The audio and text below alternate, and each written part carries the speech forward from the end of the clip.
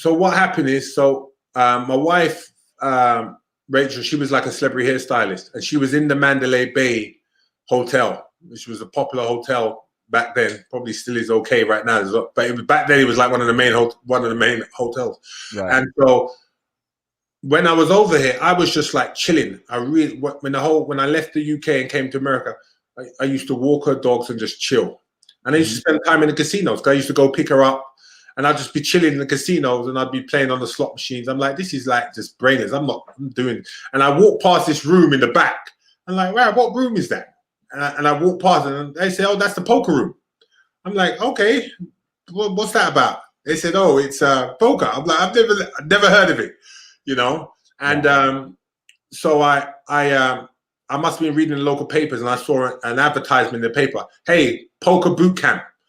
And I'm like, poker boot camp. I'm going to do this poker boot camp. So I done a poker, because I was walking past that room like for ages, and I was like, I can't go in there because I don't know what I'm doing.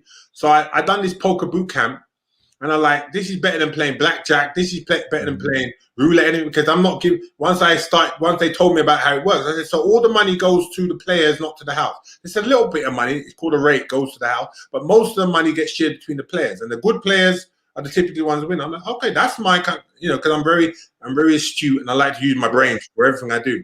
So that's what I done, a poker boot camp, and I fell in love with it. I was like, wow, this is, you know. And the first time I sat down, I went and sat down at the table, played like a 1-2 cash game, and I loved it. I really said, this game is, you know, people said, oh, poker's a game of the good players is skill, the weak players who never played is luck.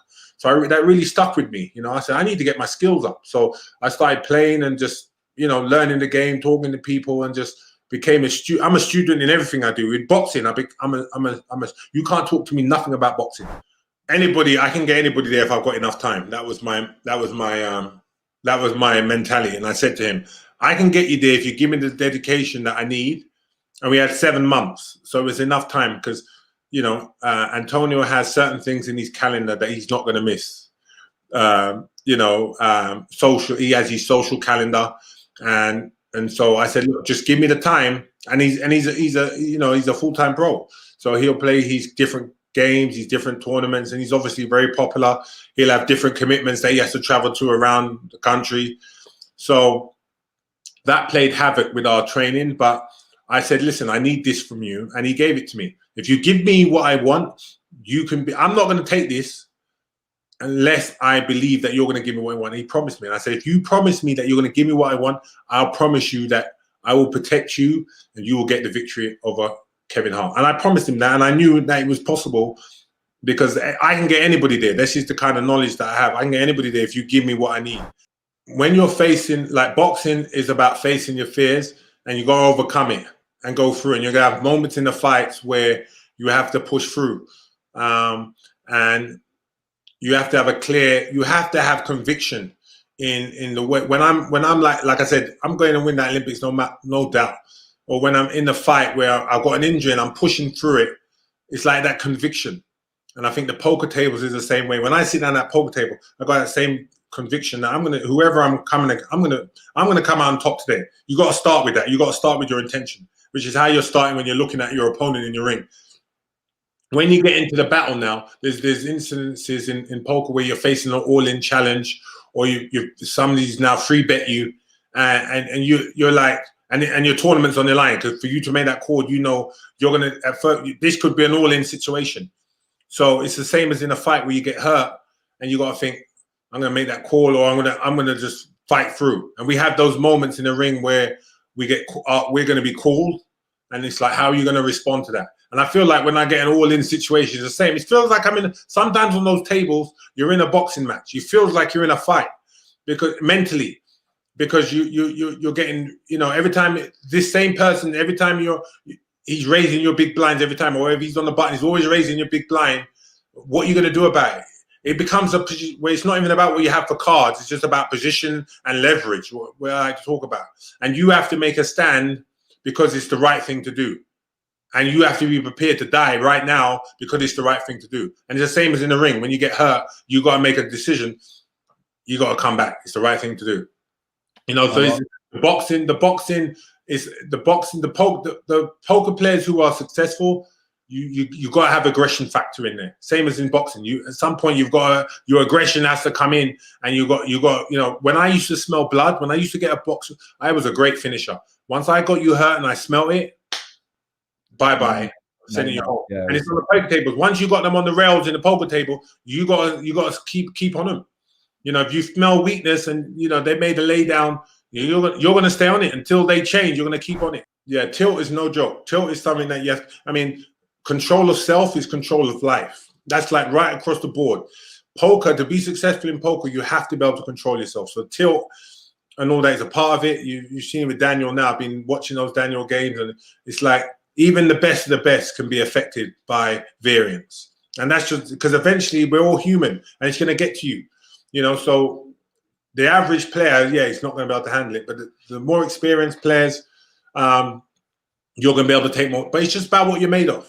When things went wrong for me in boxing, I fucking hated it. But you have to dust yourself off. Like, never ever give up is my attitude in life. So, I've had terrible times I'm watching Daniel playing with Polk, and I can't believe the run that Polk is having, some of the hands that he turns over and that catches Daniel in. I'm just watching, I'm like, wow, it's just unbelievable, because it's just the greatest run. It's an unbelievable run, but that's how poker can run sometimes. It can run sick like that, even in live games where you think that, you don't have the absolute nut, because he might get there with a 5% and hit his 1 outer, but it happens, but if it continually happens, it definitely breaks your soul, and you've got to be a strong character to get through it. So I just think about, I heard a saying, when you're playing poker, you're either a gambler or you're the house. I heard that saying, I was like, wow, that is so true. Because I used to look at I've read Dan Harrington books. I love Dan Harrington books, Phil Gordon books. I was like a student of the game. I mean, he's 4-2, all those statistics, I've read it. But so I've got 16 outs, I've got 8 outs, times it by 4. Okay, so 8 times 8, 16, 24, 32. I've got 32 outs. I've got 32% chance of hitting. So I'm going to chase it, right? 32% chance. Okay, but what does that mean though? But what does that mean when you really look at it? Okay, it means 60% of the time you're going to lose, or 58% of the time you're going to lose. Yeah, so the Olympic Games is the pinnacle of Olympic sports. Yeah. So sports like basketball, sports like swimming. I mean, basketball, you have professionals that are in basketball, and they can play in the Olympics, no problem. But boxing, because we have 2 different sports, we have the Olympic boxing and then we have professional boxing. So in boxing, you cannot be a professional. You cannot be a Floyd Mayweather. You cannot be Anthony Joshua and go box in the Olympics. Right. So the Olympics is like our shop window. If you go to many boxers box around the world, but they don't go nowhere near the Olympics. Just to qualify for the Olympics is hard. To go there and win the gold is almost impossible. So, but if you do that, that's like having a Harvard degree, and then you're going into the business world, because that gold medal gives you the highest bargaining tools. And now your shop window, you can now go, it's like winning American Idol. You can now go and shop your deal with a different promoter to turn professional. So the amateur game, you have the Olympic Games, you have the Commonwealth Games. That's an Olympic style sport. And it used to be no money. There was no funding. So these boxers would be broke as a joke. The swimmers like Michael Phelps would broke as a joke, the UK equivalent. But then the thing came around called the lottery, World Class Performance Fund. They realized that the athletes were doing so bad because they didn't have money and they had to work 3 jobs, so they couldn't afford it. So in 1996, after we won like only 1 or 2 medals, not even golds, we created a thing in the UK called the World Class Performance Plan, which means everybody that's playing the lotto, everyone that plays the lottery, some of that money gets siphoned off and was given to athletes. That started in 1996. So 1998, I said, hey, I want a piece of this, but boxing wasn't included because we'd never won a medal in 32 years. So my campaigning got us 500 grand for us to compete in the Olympics. And then I went there and won the gold. So that got UK boxing 10 million. So from my story and from my campaigning, you had in 2004, the Amir Khan story. In 2008, you had the James DeGale story winning the gold, Tony Jeffries, David Price. And in 2012, you saw the full impact of the program where Anthony Joshua came around, Nicola Adams came around, Luke Campbell, where we won all these gold medals and silver. So it solidified. My fight wasn't just about what happened in the ring, about for my glory. It was about for the future of boxing. So let me tell you how crazy it is. So even though I started at 19, I still done the apprenticeship, so to speak, because I'd done 10 years as an Olympian amateur, done 10 years. Someone like Muhammad Ali, somebody like Floyd Mayweather, they were boxing from 10, 11. Okay, Sugar Ray Leonard, all the big names. They all started boxing 10, 11, 12. Lennox Lewis started boxing at 14. And then they do the apprenticeship, which you go through the amateur game and you go to the Olympics. Floyd Mayweather was at the Olympics. I think he was at 19. Then he turned pro. Muhammad Ali, same thing. Turned pro, young, destroyed. Mike Tyson, like the youngest heavyweight champion in history, they turned pro young. They're in the gym from 10, 11 years of age. Like my brother, my younger brother, Rodney, he was in the gym at 10, 11 years of age. By that time, I was playing all different sports and running the streets. So I wasted my prime years. You could say I wasted, or you can say I saved myself, but I wasted those years. So typically most boxers that get to the top, they're turning pro 19, 20, 21.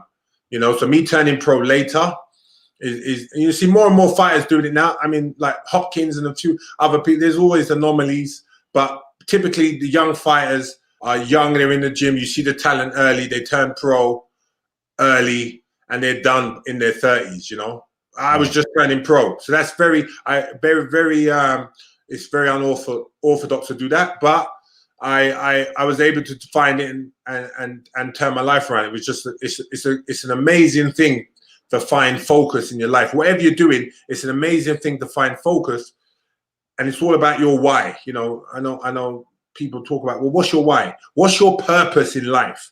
I tell you, I go back to my epiphany. I had a night, I was going to be a famous sportsman. So, but what are you going to do with that?